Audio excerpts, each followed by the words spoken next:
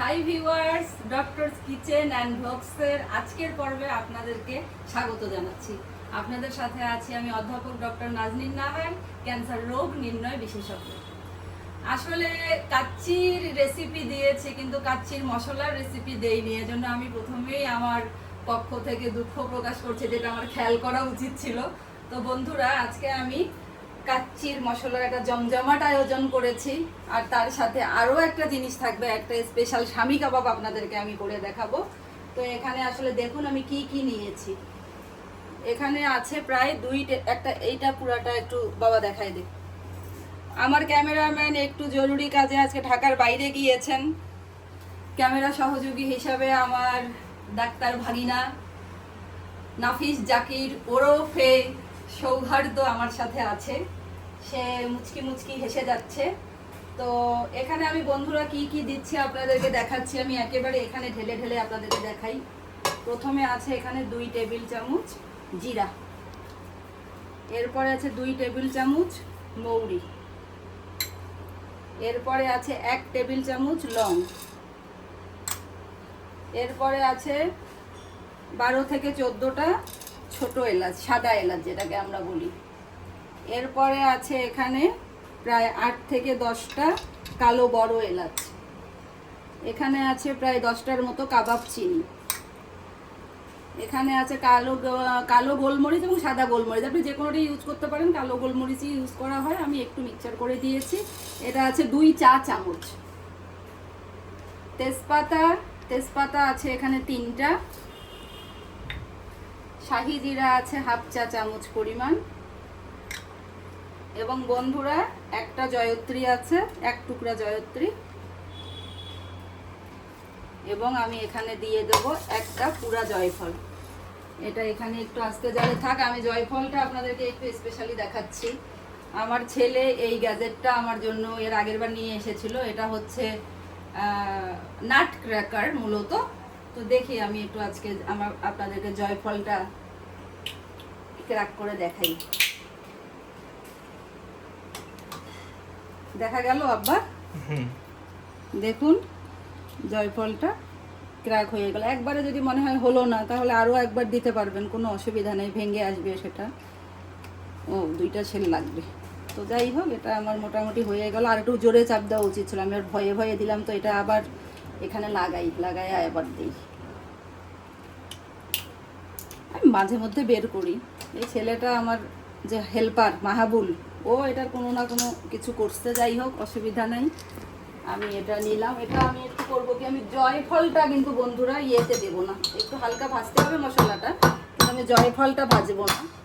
জয়ফলটা একটু জাস্ট 2-3 টুকরা করে রেখে দিচ্ছি। আবু এদিকে আসো, এটা দেখাও। এখানে হচ্ছে আমি এখন মশলাটা হালকা আছে, আমি এখানে গরম করে নিচ্ছি।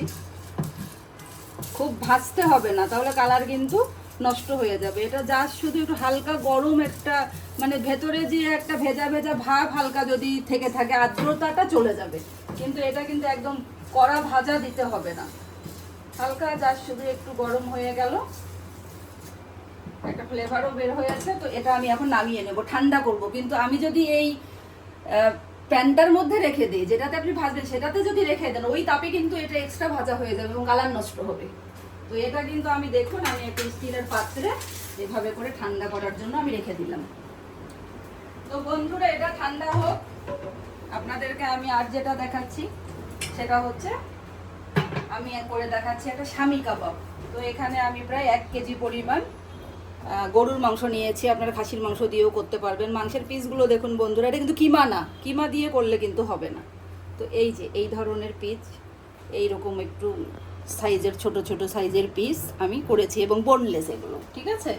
তো আমি এখানে প্রায় 1 কেজি পরিমাণ কিমা মাংস দিয়ে দিচ্ছি। আমি বেশি করে বানাচ্ছি কারণ আমি এটা প্রিজার্ভ করব। আপনি এটাকে মাংসটাকে প্রিজার্ভ করতে পারেন, প্রিপেয়ার করে কাবাব বানিয়ে প্রিপেয়ার করতে পারেন, সবই পারবেন। 1 কেজি মাংসের জন্য আমার ডাল দিতে হবে বন্ধুরা, বুটের ডাল। আমি এটা ভিজিয়ে রেখেছিলাম প্রায় 3 ঘন্টা। এটা দিতে হবে 1 কাপ। 1 কাপ বলতে 250 গ্রাম, যেটা দিলাম। এখানে লবণ দিয়ে দিতে হবে। তো সব কিছু মিলিয়ে 1 কেজির উপরে আছে। তো 1 চামচ প্রায় অর্ধেক চামচ, আপনারা একদম স্পুনে মেপে নিতে পারেন। আমি আমার আন্দাজে দিলাম। এখানে আমি যা যা দিচ্ছি আপনাদেরকে দেখিয়ে দিচ্ছি। এখানে আছে 1 চা চামচ আছে হচ্ছে গোটা জিরা, এখানে আছে 2-3টা দারচিনি, এখানে আছে 6-7টা ছোট এলাচ, এখানে আছে প্রায় 7-8টা শুকনা মরিচ, এখানে আছে 1 চা চামচ সাদা গোলমরিচ। তো আমি এগুলো সব দিয়ে দিচ্ছি। আর কি দেব বন্ধুরা, আর দিতে হবে তেজপাতা 2টা ছিঁড়ে রেখেছি, এখানে অর্ধেক 1/4 জয়ফল, 10-12টা লং, 1 টুকরা জয়ত্রী, 1 চিমটির একটু বেশি শাহি জিরা, আর এখানে 1 টেবিল চামচ পরিমাণ আদা এবং 1 টেবিল চামচ পরিমাণ রসুন। এগুলো আমি গোটাই দিলাম কারণ আমি এটাকে ব্লেন্ড করব পরে বা ম্যাশড করব, ঠিক আছে? তো তাহলে এভাবে হবে। আমি জয়ফলটাকে আমি পরে দেখাচ্ছি বন্ধুরা। তাহলে এখানে আমার হয়ে গেল মাংসের প্রিপারেশন। আমি এখন এখানে একটু পানি দিয়ে দেব। এখানে কিন্তু হলুদ আমি দিচ্ছি না, হলুদ দিতে হবে না।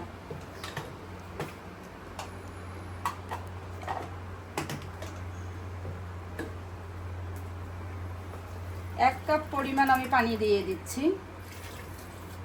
1 কাপ, হাফ কাপ, বেশি পানি দিব না, ওটাতেই সিদ্ধ হয়ে যাবে, মাংস তো পানি ছাড়বে। একটু নেড়ে দিচ্ছি। যদি মোটামুটি বড় সাইজের সিটি উঠে 5 থেকে 6টা সিটি লাগবে, ঠিক আছে? আর যদি তাড়াতাড়ি করে উঠে যায় সেই ক্ষেত্রে 8টা থেকে 10টা সিটিও লাগতে পারে, ঠিক আছে? আমি ঢাকনাটা দিয়ে চুলাটা অন করে দিচ্ছি। আর মশলাটা ঠান্ডা হবে তার আগে আমি দেখাচ্ছি একটু।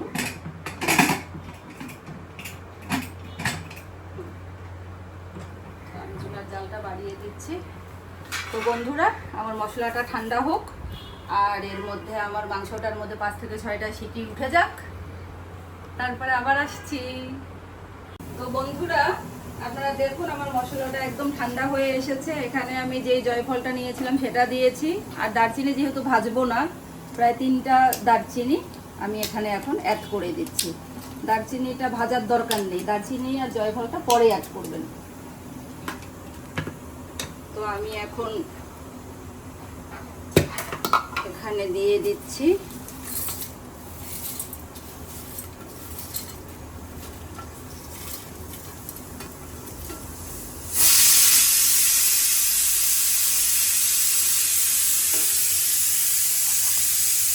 একটু ওলটপালট করে দিবেন, যাতে করে একটু ওলটপালট করে নেবেন যাতে করে মিক্সচারটা সমসত্ব হয়, মানে ইভেন হয়। তো এখানে আমি এখন দিচ্ছি। তো বন্ধুরা, শব্দে শব্দে মোটামুটি আজকে জয় জয়াকার। ওইদিকে প্রেসার কুকারের হুইসেল আর এইদিকে আমার এই ব্লেন্ডারের শব্দ।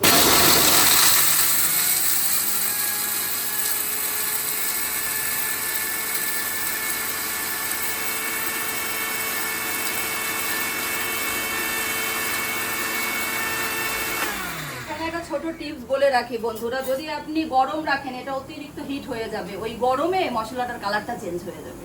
সেজন্য মশলাটা অবশ্যই ঠান্ডা করে দিতে হবে।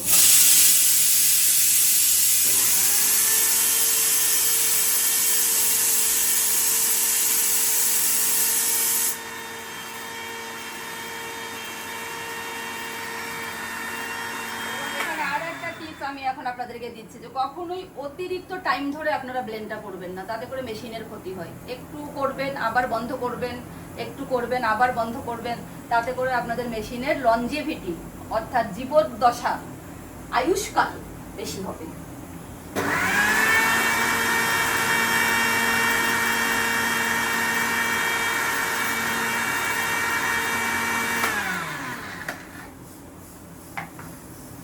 ম্যাটটায় দেখুন একটা পেঁচা, এত সুন্দর।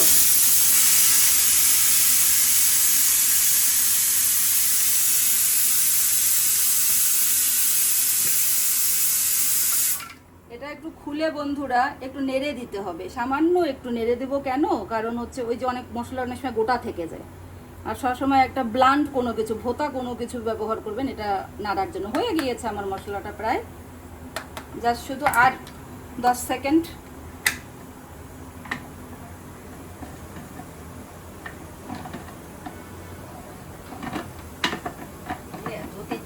কাজ রে বাপ।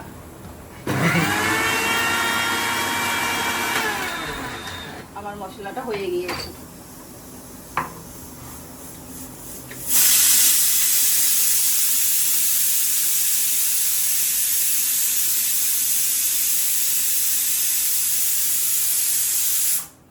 একটা সুঘ্রাণ ছড়িয়েছে বন্ধুরা, কি বলবো। আব্বা, তোমার নাকে কি মশলার গন্ধ যায় নাই?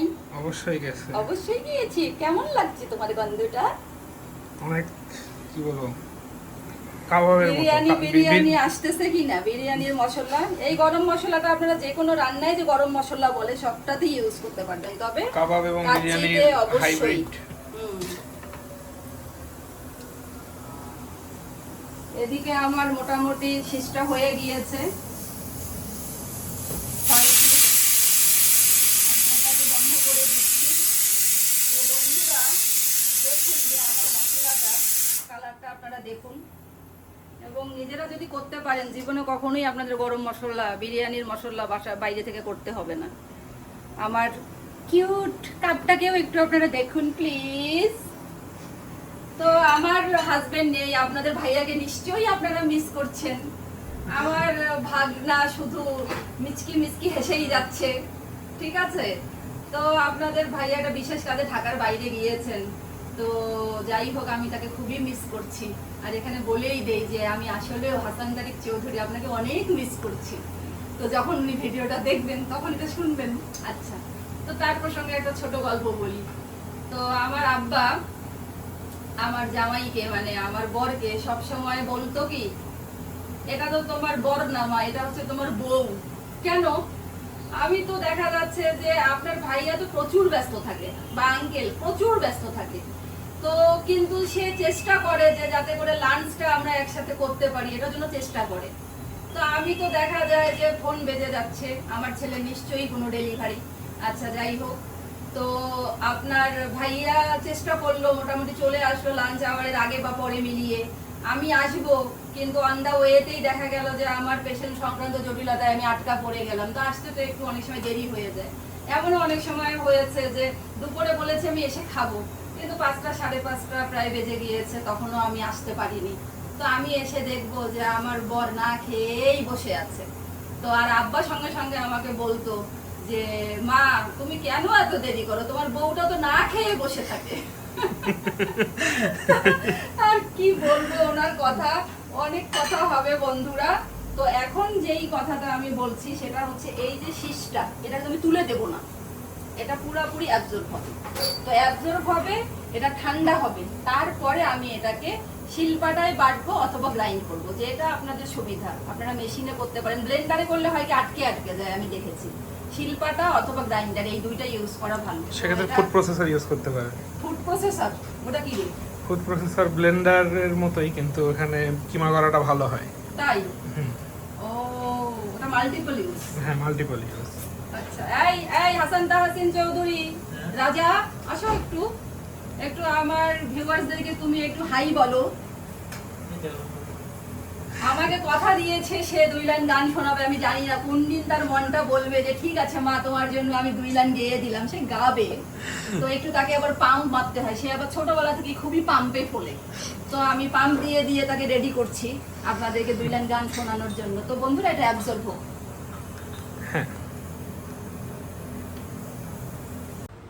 তো বন্ধুরা আমার সেটআপ গেটআপ একটু চেঞ্জ হয়ে গিয়েছে, তো কারণ এটা ঠান্ডা হতে অনেক সময় লেগেছে। কাছে আসো আব্বু, কাছে এসে দেখাও। আপনাদের ভাইয়ার প্লেন আরও ডিলে, অনেক রাত হবে তার আসতে। একেবারে দেখুন আমি পুরো শুকিয়ে ফেলেছি। তো আমি করব কি, এগুলো এখন নিচ্ছি। এটা হচ্ছে, এটা গ্রাইন্ডার, আসলে এটাই নাকি ফুড প্রসেসর। আমার ছেলে এবং আমার ভাগিনা মিলে আমাকে কতক্ষণ এখন জ্ঞান দিল যে ছোটো মেয়ে এটাই হচ্ছে ফুড প্রসেসর। গ্রাইন্ডার হিসেবে আমি কিনেছি। তো এখানে আরও অনেক ধরনের ব্লেড আছে। আমি করবো কি, এই যে বন্ধুরা কিছু মশলা যে এরকম এক্সট্রা যেগুলো হাতে লাগবে, যেগুলো মানে হাতে লাগবে, সেগুলো আমি সরাসরি ফেলে দিব। কারণ এগুলো এটা কিন্তু ফ্লেভারটা যা টেনে নেওয়ার নিয়েছে, এটা কিন্তু আমার আর খুব একটা কাজে লাগবে না। তো এখানে এটাতে করতে খুব সুবিধা হয় বন্ধুরা। তবে শিলপাটায় বাটলে ওটা স্বাদ তো আসলে আলাদা, যেটা আসলে আমাদের ট্রেডিশন, সেই জিনিসগুলো আসলে মজাই আলাদা। আব্বু, এখন আর আমার সৌন্দর্য দেখার টাইম নাই, এখন আমি মোটামুটি কাজ শুরু করে দিই। এটা নিচটা কিন্তু আবার লাইট, এই ব্লক হইলো কিনা আল্লাহ ভরসা।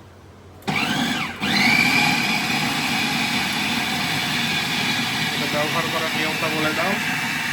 কোনটা পরে বলতেছে, সাউন্ড শোনা যাবে না বেশি।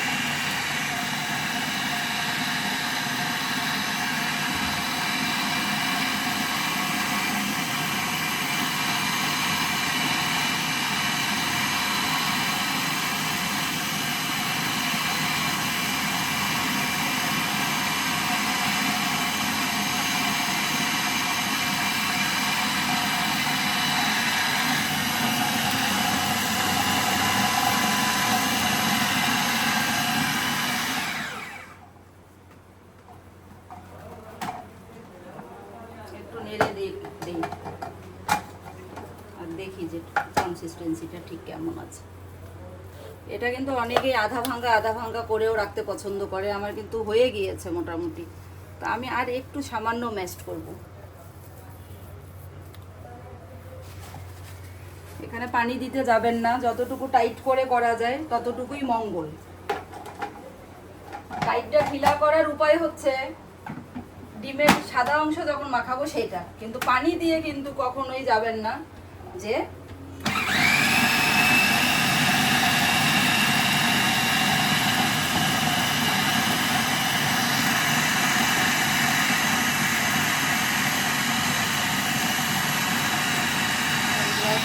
এখন একদম পারফেক্টলি হচ্ছে।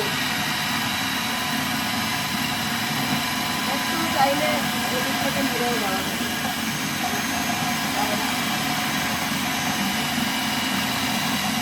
দেখি আব্বু, আমার এটা মোটামুটি হয়ে গেছে।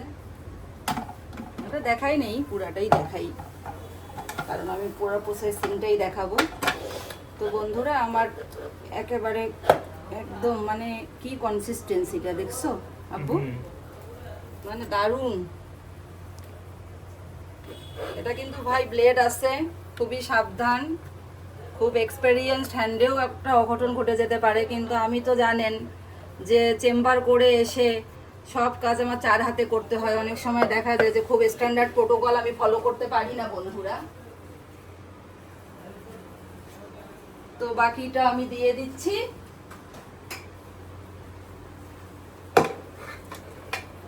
বাকিটা দেওয়ার পরে এখানে কিছু তেজপাতা আছে, দারচিনি আছে, মশলা এক অত্যাচার, মশলা ফিল্টারও পাওয়া যায় বুঝছিস সৌহার্দ্য।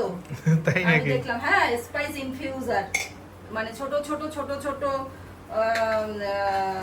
জিনিস, ওগুলা হচ্ছে মানে কি টাইপের একটা ফাইবার দিয়ে তৈরি, ও ব্যাগের মতো? হ্যাঁ, ব্যাগের মতন। ওটাতে ঢুকায়া তুই স্পাইসটা দিবি, স্পাইসের ফ্লেভারটা বের হয়ে আসলো, কিন্তু আর তোর কোনো রান্না শেষে ব্যাগটা তুলে নিলেই হয়ে যাচ্ছে, টি ব্যাগের মতো আর কি। হ্যাঁ, প্রত্যেকটা যেমন তুলে ফেলতে হয়, কিছু করার নেই, তুলবো, আমাদের আর কাজ কি।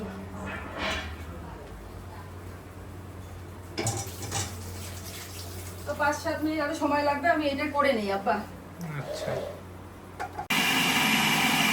তো বন্ধুরা, এটার একটা সিস্টেম আছে ইউজ করার। এপাশে আমি দিলে তো এটা স্পিড বাড়ছে, কিন্তু আমি যদি উল্টা দিকে একটু দেই, সেটাকে বলে পাই, মানে তখন হয় কি উপরেরটা নিচে আসে, নিচেরটা উপরে ওঠে। তো এইটা করলে দ্রুত হয়ে যাবে।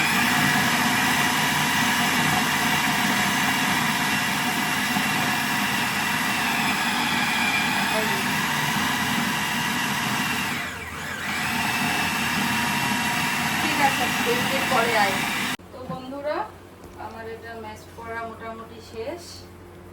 এখন আমি দেখাচ্ছি আপনাদেরকে কিভাবে প্রিজার্ভ করবেন, কিভাবে স্বামী কাবাবটা তৈরি করবেন। আমি কয়েকটা তৈরি করে দেখাবো, আপনাদেরকে ভেজে দেখাবো।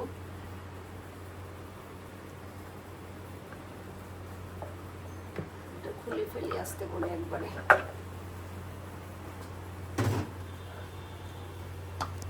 কনসিস্টেন্সিটা আপনারা দেখুন, দেখেছেন? এটার কিন্তু মেইন এই ইয়েটাই হচ্ছে, কারিশমাটা হচ্ছে এই জিনিসটার থিকনেসটাতে। এটা যদি আপনার আর একটু ভালো করে দেখাও। হ্যাঁ, এই যে দাঁড়াও আমি ধরি কাছ থেকে। এই যে হ্যাঁ, থিকনেসটা। ঠিক আছে। তো এগুলো বানাতে বানাতে এখন আমি দেখুন বন্ধুরা, আমি কিছুটা এখন বানাবো, আমি যে কয়েকটা বানাবো আমি এখানে নিয়ে নিচ্ছি, আর বাকিটা আমি করব কি জিপ লকে করে একবারেই আমি ঢুকিয়ে ফেলবো।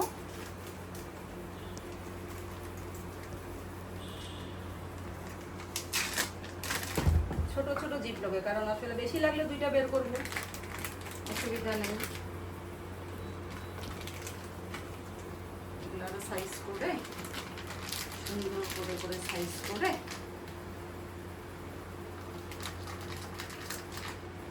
এখানে দিলাম। পরে আবার সাইজ করে ঢুকাবো। তো এর মধ্যে এটা ঢুকাইতে একটা গল্প বইয়ে তোকে সৌহার্দ্য। বলো। তো আমরা তো আমাদের গ্রামের স্কুলে একদম পড়েছি, লেখাপড়া করেছি এসএসসি পর্যন্ত। আমার মা আমার ডিরেক্ট টিচার ছিলেন। তো তারপরে তো কম্পিটিশনে চলে আসব, সেটা রংপুর ক্যান্টনমেন্ট পাবলিক স্কুলে আমি ভর্তি হব। তো ভর্তি হয়েছি, চান্স পেয়েছি। তো এখন হলো কি, আমি তো কথাটা একটু বেশি বলি সৌহার্দ্য, এবার তো বললে তুই আমাকে আটকাবি। আচ্ছা ঠিক আছে। ঠিক আছে, তো আবার তো ঠিক আছে, সরি বন্ধুরা। তখন হলো কি যে আমি যেহেতু এসএসসি পরীক্ষা দিয়েছি, জানি যে একটা খুব ভালো রেজাল্ট হবে ইনশাআল্লাহ। তারপরে হচ্ছে কি হলো যে আমি ক্যান্টনমেন্ট পাবলিক স্কুল অ্যান্ড কলেজে চান্সও পেয়ে গেলাম। তো ক্লাস তো শুরু হবে বেশ কিছুদিন পরে। তখন কি করলাম যে আমি চিন্তা করলাম যে এতদিন গ্রামের স্কুলে পড়েছি, কম্পিটিশন তো মানে সেন্ট্রালি করার কোনো একটা সুযোগ হয়নি সারা বাংলাদেশের মধ্যে। এখন তো রংপুরে তো সারা অনেক অনেক ভালো ভালো স্টুডেন্ট আরো আসবে ওখানে ভর্তি হতে। তো এখন তো আমার তাহলে ইয়ে করতে হবে। আবারও অনেকগুলো তো না, হয়ে ও গেছে। মাঝে মধ্যে আসবে, ঠিক আছে, বাকি বেশি না বলি। তখন কি করলাম আমি যে এখন তাহলে আমাকে ভালোভাবে লেখাপড়া করতে হবে, একটু অ্যাডভান্স। তারপরে আমি কি করলাম, ওখানে অঙ্ক একটু শুরু করলাম পড়া একজন টিচারের কাছে। আব্বা কলেজের প্রিন্সিপাল ছিলেন, ওই কলেজের একজন টিচারের কাছে। তো দুপুরে খাওয়া দাওয়ার পরে আমি যাওয়ার পরে মানে বাসার সামনে দাঁড়িয়েছি, কোনো রিক্সা নেই, কিছু নেই। তো এখন অনেকক্ষণ ধরে দাঁড়িয়ে থেকে ঘরমাক্ত হয়ে গিয়েছি। তো একজন সাইকেল নিয়ে যাচ্ছে আমার টিচারের বাড়ির দিকেই, ওনার সাইকেলের মুখ করা। আমাকে দেখে বলছে, এই যে বু বু তুই কেন এই রোদের মধ্যে দাঁড়িয়ে আছিস, তোর এই সুন্দর চেহারা তো লাল হয়ে গিয়েছে, আমি কি তোকে কোনো হেল্প করতে পারি? তা আমি তখন বললাম, আপনি কে, আপনাকে তো আমি চিনি না। বলে কি, আরে কি কন বাহে, আমাদের বাসায় একই এলাকায়, তোমার বাপ মার সাথে এরকম করে বড় হইলাম আমরা, এখন তোমরা আমাক চিনেন না। তো যাই হোক, তা আমি বললাম যে কি উপকার করবেন। মনে মনে আমি ভাবছি রিক্সা তো নেই, আমার তো সময় হয়ে গিয়েছে অঙ্ক করতে যাওয়ার। তো বললাম যে একটা রিস্ক নিয়েই দেখি, লোকটাকে দেখে সহজ সরলই মনে হচ্ছে, গ্রামীণ মানুষই। তা বললাম আচ্ছা ঠিক আছে, আসেন এপাশে, রাস্তার বা পাশে উনি, ডান পাশে আমাদের বাড়ি, বা পাশে এসে আবার চলা শুরু করতে হবে। তো উনি আমাকে আমাদের বাসার সামনে গেল, আমি ওনার পেছনে বসলাম। বসে উনি রাস্তাটা পার হয়ে বাইরে আসবে, এসে তারপরে তো চলা শুরু করবে। এই বাইরে আসতে আসতে এইভাবে করে করে একদম ধুম ধুম করে পড়ে গেল। পড়ার সঙ্গে সঙ্গে সে আমাকে বলছে ব্যথা পেলাম কিনা, কোনো কিছু বিষয় না। সে প্রথম তার যেই বাক্যটা ছিল, ও বু তোর 2 মণ ওজন বু, ও বু তোর 2 মণ ওজন বু। আমি কোন রকমে উঠে খোঁড়াতে খোঁড়াতে বাসার ভিতরে ঢুকে কাহিনী বললাম, এবং উনি ওনার মতন এরপরে চলে গিয়েছেন। তো এই কথা আমি আর কখনোই ভুলতে পারি না যে আমার নাকি 2 মণ ওজন, সেই কারণে সে ব্যালেন্স রাখতে পারে না। আচ্ছা যাই হোক বন্ধুরা, দেখুন এখানে আমি কি নিলাম, আমার প্রসেস করা মাংসটা নিলাম। এখানে আমি কিছু জিনিস দিচ্ছি বন্ধুরা, দেখুন আপনারা, একটু ধনেপাতা দিয়ে নিলাম। ধনেপাতাটা একটু কুচি করে দেওয়ার চেষ্টা করবেন। পেঁয়াজের বেরেস্তা দিয়ে নিলাম, এটা আপনাদের আন্দাজ মতন, এটা কোনো হার্ড অ্যান্ড ফাস্ট কোনো রুল নেই, আপনার মতন আপনারা করবেন। এখানে অনেকে কাঁচামরিচ দিতে পারেন, বাট আমি দিব না, কারণ মুখে ঝালটা লাগলে আমি ভেতরে পুর বানাবো একটা, ওটার মধ্যে আমি কাঁচামরিচ দিব। এখন বন্ধুরা এটার একদম মানে আমি লবণটা টেস্ট করে দেখেছি, একদম খুব পারফেক্ট আছে, সব ঠিক আছে, আর এখানে কিছুই দিতে হবে না, এটা একদম আমার রেডি। এখন আমি ভেতরের পুরটা বানাই দেখাচ্ছি আপনাদেরকে। দেখুন এখানে আমি সৌহার্দ্য, এখানে আব্বা কিশমিশ আর একটু পেঁয়াজের বেরেস্তা নিয়েছি, ঠিক আছে, একটু আদা কুচি নিলাম, ঠিক আছে আব্বাজান। এখানে একটু দিতে হবে সামান্য একটু চিনি, জাস্ট 1 চিমটি পরিমাণ, সামান্য একটু লবণ,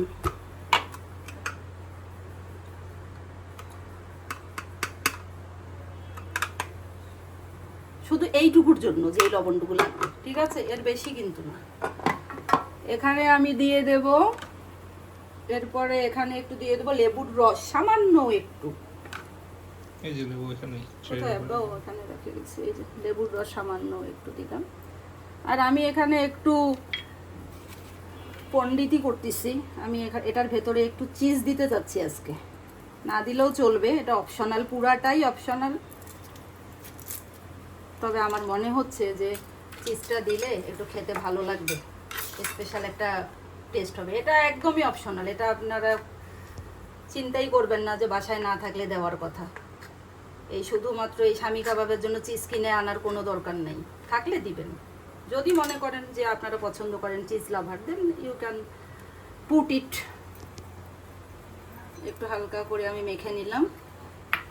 এখন দেখুন আমি এখানে স্বামী কাবাবটা বানিয়ে নিচ্ছি। বন্ধুরা এখানে আমি একটা কথা বলে রাখি, আমি আজকে ব্রেড ক্রাম্ব দিয়ে কাবাবটা বানাবো, কিন্তু আপনারা যদি ব্রেড ক্রাম্ব দিয়ে না বানাতে চান তাহলে ঠিক এখানে আপনি এরকম করে ডিমের সাদা অংশ রেখে সাদা অংশটা দিয়ে মাখাবেন, হাফ অংশ থেকে শুরু করবেন। ডিমের সাদা অংশটা প্রথমে অর্ধেকটা দিবেন, নেড়ে দেখবেন, যদি দেখেন না টেক্সচার ঠিক আছে তাহলে অর্ধেকেই হবে, যদি মনে করেন যে একটা সাদা অংশ দিতে হবে একটা দিবেন। তো আমি যেহেতু এটাতে আজকে দেব হচ্ছে আপনার এটা ব্রেড ক্রাম্ব দিয়ে করব, এখানে আমি আর ডিমের অংশ দিব না, ঠিক আছে, এখানে না দিলেও চলবে। তো আমি এখন পুরটা বানিয়ে নিচ্ছি। আপনি ভেতরে চাইলে কাঁচা মরিচও দিতে পারেন এটার ভেতরে, মানে বেশি একেবারে লাগবে না কিছু। তো এভাবে আমি একটু দেখাচ্ছি, আপনি সাইজ আপনার ইচ্ছা মতন করবেন। এটা আমি নাস্তা দিয়ে খাওয়ার জন্য বানাচ্ছি, নাস্তা হিসেবে খাওয়ার জন্য, তাই একটু সাইজটা আমি বড় করছি, আপনারা আপনাদের পছন্দসই নেবেন। তো এভাবে আমি প্রত্যেকটা তৈরি করে নিচ্ছি। তো বন্ধুরা আমি এখানে ডিমের দুটো সাদা অংশ নিয়েছি, এটার মধ্যে আমি একটু কর্নফ্লাওয়ার দিব, 1 চা চামচ পরিমাণ দিলেই হবে, 1 চা চামচ, হাফ চা চামচ, 1 চা চামচ আমি দিয়ে দিলাম। এটাকে হালকা করে ফেটিয়ে নেব। এটা কিন্তু খুব বেশি ফেটাতে যাবেন না, ফেনা উঠে গেলে কিন্তু জিনিসটা একদমই বাজে হবে। জাস্ট শুধু এটা যাতে মাখানো হয় এরকম।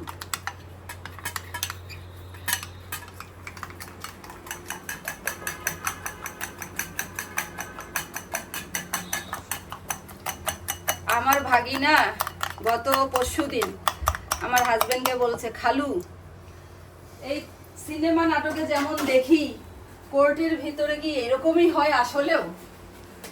তা আমার হাজবেন্ড বলছে কি এটা কি তোমার দেখার খুব শখ? এই যে এখন এখানে এই যে এভাবে করে আমি নিলাম, ঠিক আছে, এখন হচ্ছে হাতটা মুছে নেব, নাহলে ব্রেড ক্রাম্বগুলো ঠিক মতন হবে না, লাগবে না, দলা পাকিয়ে যাবে। প্রত্যেকবারই নেওয়ার সময় আমি হাতটা মুছে নেব। একটা ন্যাকড়া রাখতে পারেন, টিস্যু রাখতে পারেন। তো আমার ভাগিনার ইচ্ছা যে কোর্টের ভেতরে গিয়ে একদিন দেখবে যে কোর্টে কি হয় আসলে। তো তখন আমার আব্বার একটা কথা মনে পড়ে গেল। তো আমার আব্বা যখন এইচএসসি পরীক্ষা দেয়, সেই সময় এইচএসসি বলতো কিনা আমি জানি না, যাই হোক তখন হচ্ছে অনার্সে ভর্তি হবে আব্বা। তার আগে পরীক্ষা শেষে রংপুরে বেড়াতে গিয়েছে আব্বা তার এক চাচার বাসায়।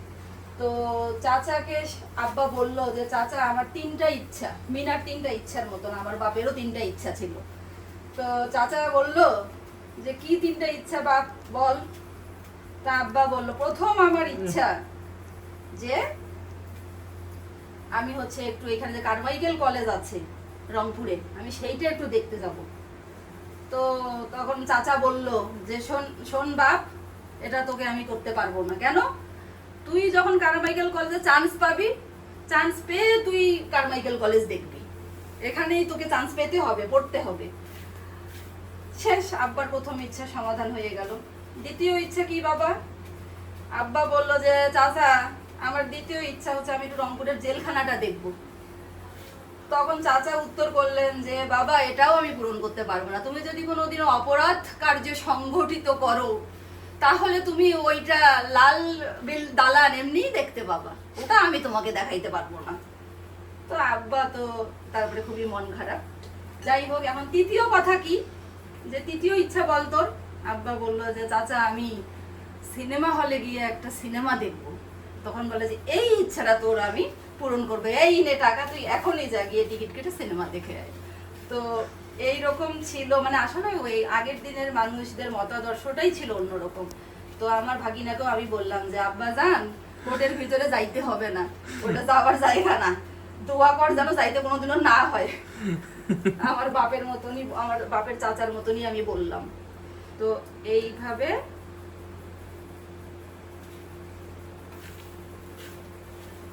এটা চাইলে ডাবল লেয়ারও করে নেওয়া যায়, যদি মনে হয় যে না আরও এক লেয়ার দিব সেটাও করতে পারেন। একটা আমি শুধু আপনাকে দেখাবো যে ডাবল লেয়ার করলেও কোনো অসুবিধা হবে না, কিভাবে ডাবল কোটিংটা করে। আর শুধু ডিম দিলে হবে না বন্ধুরা, একটু কিন্তু কর্নফ্লাওয়ার অবশ্যই সাথে দিবেন। দেখুন আমার এই ব্রেড ক্রাম্বগুলো চাইলে পরেও ইউজ করা যাবে, একটার মধ্যেও কোনো ধরনের ডিমের অংশ লাগেনি, আমার হাতের মধ্যে কোনো কিছু লাগেনি। তো কাজগুলো করতে হবে আর্টিস্টিক ওয়েতে, কারণ আমরা সবাই রন্ধন শিল্পী, যে যার জায়গায় আমরা শিল্পী। এটা কি ডাবল কোটিং হবে? একটা দেখাচ্ছি আব্বা, একটা দেখাই, কারণ এই যে আমার এটা বেঁচে গেল না, তা আমি এটা নষ্ট করব কেন? ভালো হবে এখন দিলে। এই যে আর একটা লেয়ার দিলাম, দিয়ে এখানে আর একটা লেয়ার করে নিই। ঠিক আছে আব্বা যান, আপনি 2 মিনিট পরে আইয়া যান। বন্ধুরা এইটা আমি এখন একটু ডিপ ফ্রিজে রাখবো 5-7 মিনিটের জন্য, একটু সেট হওয়ার জন্য। আর এটা একেবারেই ডিপ ফ্রিজে রাখছি, যখন এটা এভাবেও রাখতে পারেন, এভাবে আলাদা আলাদা করে রেখে ডিপ হয়ে গেলে জিপ ব্লকেও ঢুকিয়ে রাখতে পারেন। এভাবে করে আপনি এটা 3 মাস 6 মাস কোনো ধরনের কোনো প্রবলেম, হেলথ ইস্যু হবে না। ঠিক আছে, তো আমি এটা এখন বক্সে ঢাকনা করব না, আপনারা আসুন আমি দেখাচ্ছি। আমি এটা আমার ডিপ ফ্রিজের মধ্যে এটা তো রাখছি, এটা ডিপ হয়ে যাওয়ার পরে আমি জিপ লকে করে রাখবো, কারণ অত বড় জায়গা অকুপাই করবো না। আর এটা একটু রাখলাম 5 মিনিট সেট হওয়ার জন্য। আমি 5 মিনিট পরে আবার গরম তেলে ভেজে দেখাচ্ছি। বন্ধুরা আমি আপনাদেরকে 3টা ভেজে দেখাচ্ছি। এটা হচ্ছে একটু প্রথমে একটু বিস্কিটের গুঁড়া দিয়ে দেখি কেমন, অনেক গরম হয়ে গেছে, তো আমি দিয়ে দিচ্ছি। তেলটা ভালো মতো গরম হতে হবে, এটা কিন্তু একটা পূর্ব শর্ত।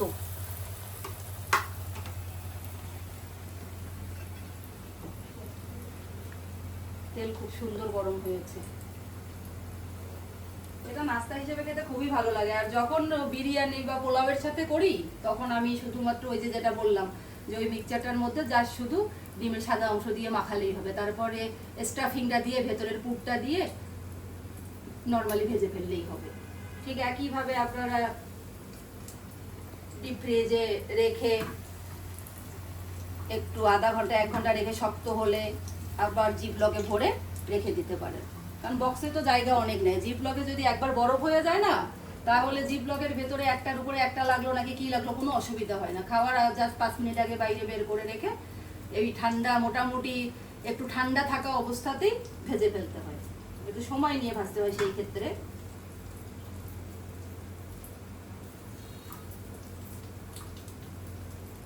হলো অবস্থা।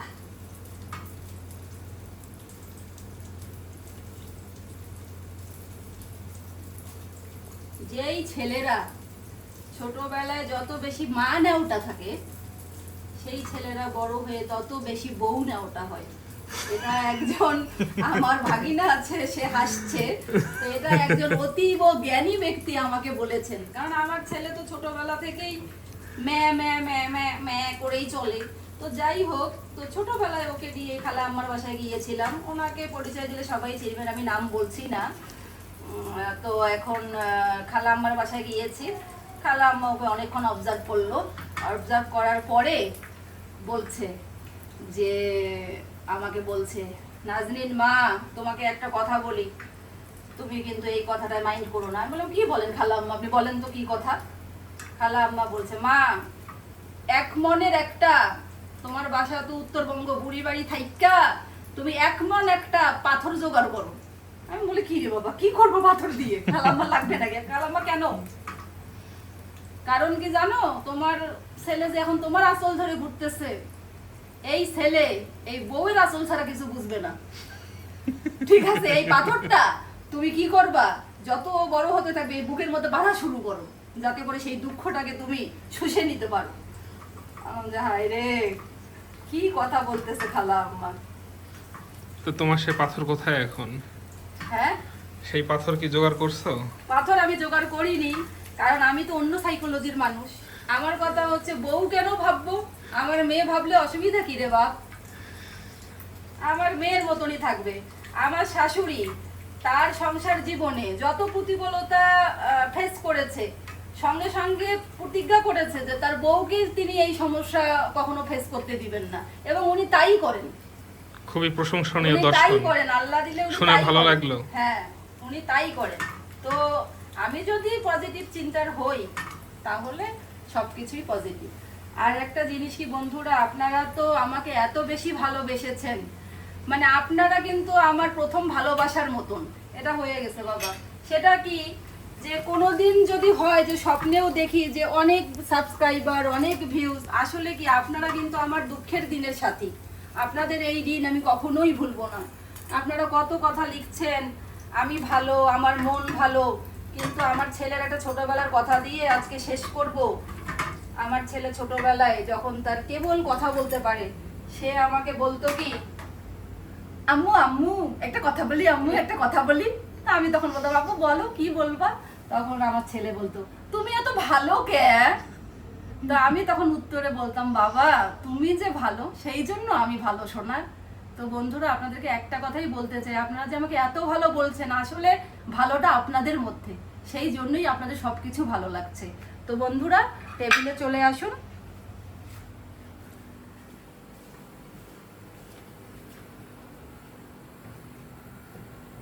দেখুন কি সুন্দর করে তৈরি হয়ে গেল আমার স্বামী কাবাব। কালারটা দেখছিস বাপ? অনেক সুন্দর গোল্ডেন। একটু শসা দিলাম, একটু কাঁচামরিচ দিলাম, একটু সস দিলাম, আর পাশে দেখুন, পাশে এটা কি, এটা হচ্ছে আমার সেই কাচ্চির গরম মশলা। গরম মশলা বাট কাচ্চি মশলা। তো বন্ধুরা, আপনারা খুব খুব ভালো থাকবেন, আমার চ্যানেলটির সাথে থাকবেন, নিজেদেরকে ভালো রাখবেন, নিজেদের দিকে খেয়াল রাখবেন। টেক কেয়ার অ্যান্ড আল্লাহ হাফেজ।